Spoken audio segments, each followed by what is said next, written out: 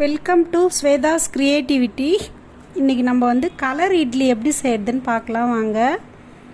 அதுக்கு தேவையானதெல்லாம் சொல்கிறேன். கொஞ்சமாக கறிவேப்பிலை ஒரு கொத்து, கொஞ்சம் கொத்தமல்லி, ஒரு 5-6 இலை புதினா எடுத்துருக்கேன். கொஞ்சமாக பீட்ரூட் வந்து தோல் சீவி கழுவிட்டு நறுக்கி வச்சுருக்கேன். அது இல்லாமல் 2 கப்பு இட்லி மாவு எடுத்து வச்சுருக்கேன். கொஞ்சம் கெட்டியாக எடுத்துக்கணும் மாவு. இப்போ இதெல்லாம் வந்து இந்த கொத்தமல்லி, கறிவேப்பிலை, புதினா இது மூணுத்தையும் வந்து நம்ம தனியாக மிக்சியில் போட்டு கொஞ்சமாக தண்ணி விட்டு அரைச்சி வடிகட்டி எடுத்துடணும். அதே மாதிரி பீட்ரூட்டையும் வந்து நம்ம தனியாக கொஞ்சமாக தண்ணி விட்டு நல்லா நைஸாக அரைச்சி ஃபில்ட்ரு பண்ணி எடுத்துடணும். நமக்கு வந்து இதோட சாறு மட்டும்தான் தேவை. அரைச்சி வடிகட்டி எடுத்தாச்சுங்க, ரெண்டுத்தையும் தனித்தனியாக. இப்போ வந்து நம்ம இதை வந்து மாவில் வந்து தேவையான அளவு ஊற்றி கலந்துடலாம். குழந்தைங்களுக்கு வந்து லீவு நாளில் வந்து நமக்கு ஃப்ரீயாக இருக்கும்போது இது மாதிரி நம்ம செஞ்சு கொடுத்தா விரும்பி சாப்பிடுவாங்க. ஃபஸ்ட்டு வந்து நம்ம க்ரீன் கலர் இட்லி ரெடி பண்ணிடலாம். நமக்கு தேவையான அளவு அந்த மாவில் எவ்வளோ ஊற்றணுமோ அதுக்கு தேவையான அளவு ஊற்றி நம்ம நல்லா கலந்து விட்டுறணும்.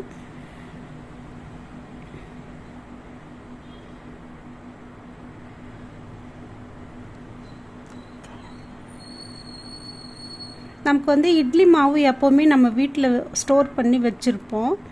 நம்ம வந்து இதை மட்டும் நம்ம அரைச்சி சாறு எடுத்தால் போதும்.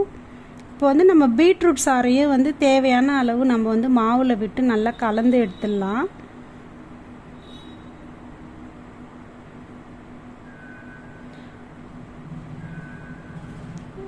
இந்த மாதிரி புதினா, கொத்தமல்லி குழந்தைங்கள்லாம் வந்து நம்ம தனியாக கொடுத்தா எடுத்து போட்டுருவாங்க, சாப்பிட மாட்டாங்க. நம்ம எப்போயாவது இந்த மாதிரி ஒரு தடவை நம்ம அரைச்சி கலந்து கொடுத்துடலாம். அவங்களுக்கு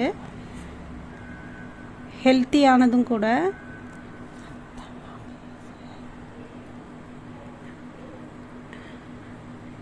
கலந்தாச்சுங்க, வாங்க இட்லி ஊற்றிடலாம்.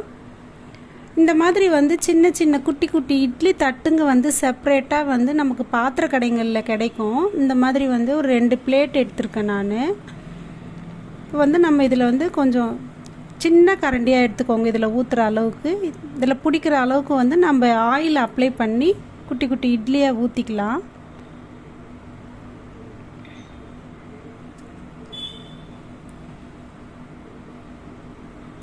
இதுக்கு சைட் டிஷ் வந்து நம்ம வீட்டில் இருக்கிற சட்னி, சாம்பார் எது வேணாலும் யூஸ் பண்ணிக்கலாங்க.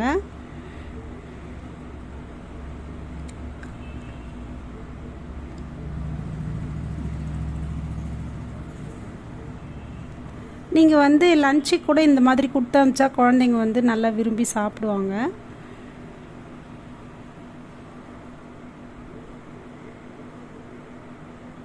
அடுத்தது வந்து நம்ம இந்த மாதிரி பீட்ரூட் இட்லியும் ஊற்றிடலாம் பிளேட்டில்.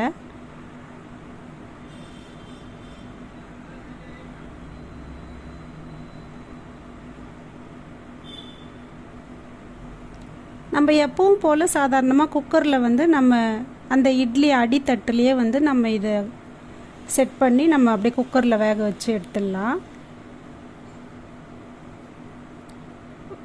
வாங்க, இது வேகிறதுக்குள்ளே நம்ம இதில் தோசையும் ஊற்றிடலாம்.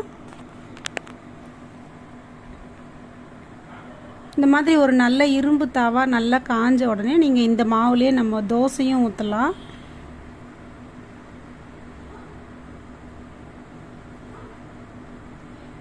எப்போவுமே வெள்ளை தோசை, வெள்ளை இட்லி சாப்பிட்றதுக்கு பதில் இது மாதிரி நம்ம எப்போயாவது ஒரு 10 நாளைக்கு ஒரு தடவை டிஃப்ரெண்ட்டாக செஞ்சு கொடுத்தா ஃபேமிலியில் எல்லாருமே விரும்பி சாப்பிடுவாங்க.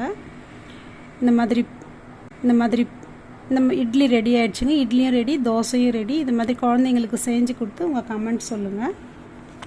தேங்க்யூ.